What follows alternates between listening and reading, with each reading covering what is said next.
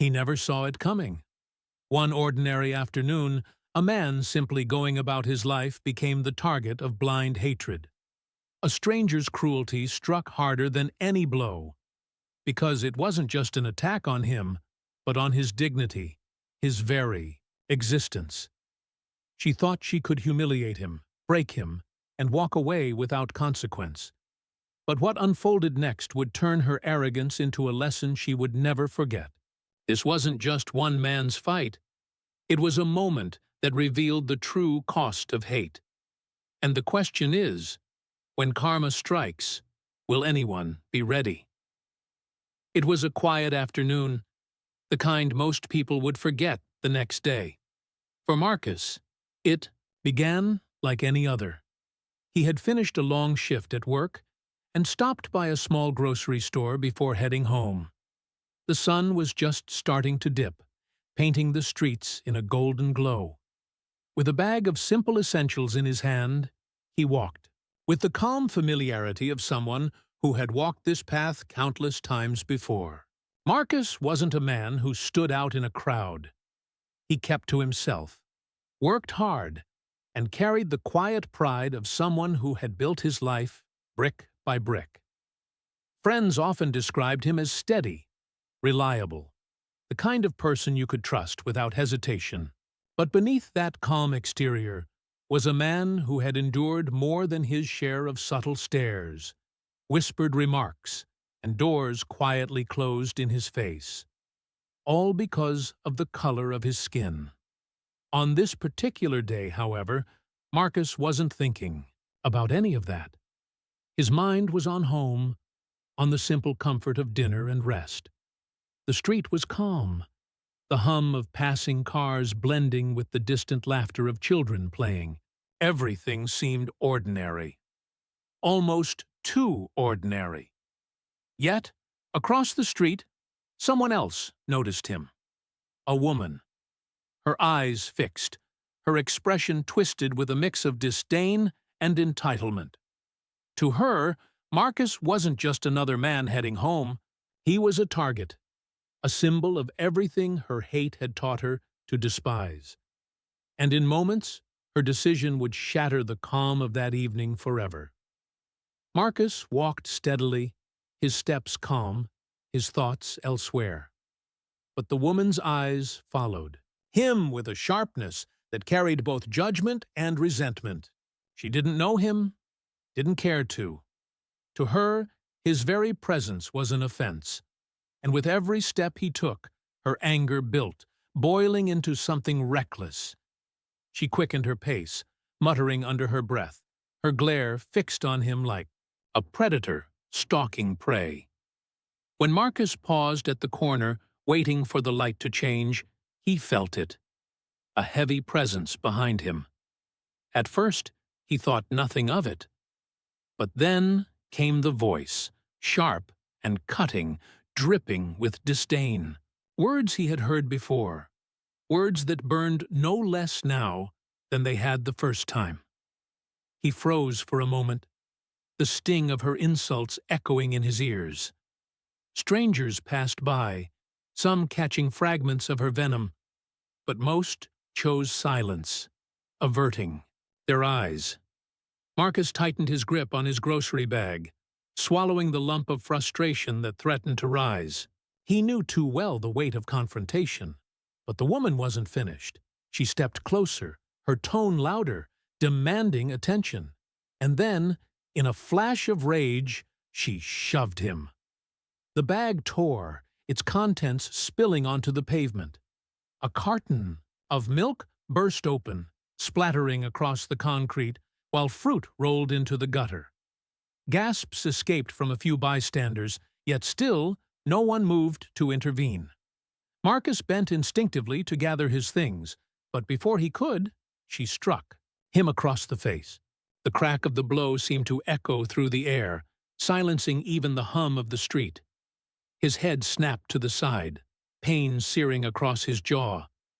He steadied himself, his body trembling, not from fear, but from the storm rising within him. The crowd grew. Phones lifted. Some whispered, Others watched in uncomfortable silence. Marcus felt every eye on him, waiting to see what he would do. The woman smirked, convinced of her power, certain that her cruelty would be met with his silence. But deep inside, Marcus knew this was more than an attack on him. It was an attack on every silent wound he had carried, every unspoken injustice he had endured. And in that moment, something shifted. She had no idea what was about to come next. The sting of her hand still burned across Marcus's face, but the fire in his chest burned hotter. He straightened slowly, his eyes locking onto hers, not with hatred, but with a strength she had never expected. The smirk on her face faltered, just for a second. The crowd leaned in, phones recording every breath, every twitch. She had thought this moment would be hers, a display of power she could savor. But what came next would belong to Marcus. He took a step forward. The street seemed to hold its breath, and with calm precision, he stood tall. No longer the quiet man just trying to get home, but someone embodying every ounce of dignity she had tried to strip away. His voice rang out, clear and unwavering, carrying across the gathering crowd. He named her actions for what they were: racism, cruelty, violence, laying bare her ugliness for the world to see. The crowd stirred, murmurs rising into gasps, her face flushed red, the confidence draining as the reality of being exposed, of being seen, pressed down on her. She tried to protest, to shout over him, but the tide had turned. This time, people listened. This time, the silence that had once protected her hate broke apart. And then karma struck. A police officer, drawn by the commotion, pushed through the crowd. The phones captured everything: the insults, the shove, the slap, the way Marcus had stood tall in the face of it all.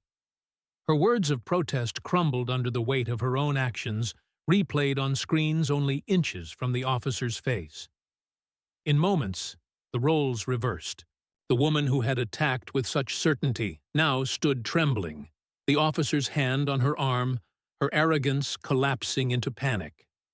The crowd erupted, not in violence, but in applause. Not for revenge, but for justice. Marcus hadn't raised a hand, yet he had struck back harder than any blow ever could. The woman had set out to break him. Instead, she had broken herself. The police escorted the woman away, her protests drowned out by the buzz of voices and the flashing of cameras. Marcus stood still, breathing deeply, his hands trembling, not from weakness, but from the release of everything he had held inside. He hadn't fought with fists. He hadn't lowered himself to her level. Yet he had won, and the world had witnessed it. As the crowd dispersed, a few strangers approached him quietly. Some offered words of support, others a simple nod, an unspoken recognition of his strength. And though he gathered his scattered groceries with care, the moment was far from ordinary. That day, Marcus had not only defended his dignity, he had become a symbol of something far greater. In the days that followed, the video spread online. Millions watched, debated, reflected. Some were outraged that such hatred still lived so openly. Others were inspired by the way Marcus had handled it, with strength, restraint, and undeniable courage. For many, it wasn't just his story. It was their story. A reminder of battles fought quietly every day, of wounds that rarely make the news but cut just as deep.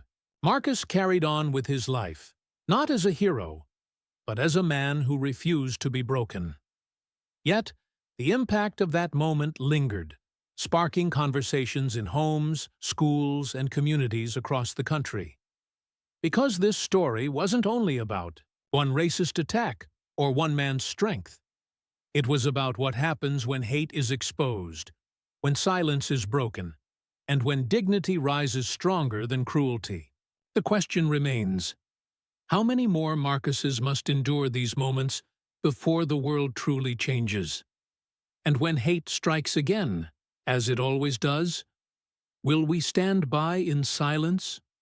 Or will we, too, let karma speak through our actions? Thank you for watching this powerful story. Marcus's experience reminds us that hate may strike in unexpected moments, but dignity and truth will always rise stronger. If this story moved you, don't let it end here. Share it, talk about it, and help keep the conversation alive. What do you think? When racism rears its head, what role do we play? As bystanders, as witnesses, as human beings? Leave your thoughts in the comments below. And if you believe more people need to hear stories like this, make sure to like this video, subscribe, and turn on the notification bell so you never miss the next one. Together, we can shine a light on injustice and prove that compassion, courage, and karma will always win.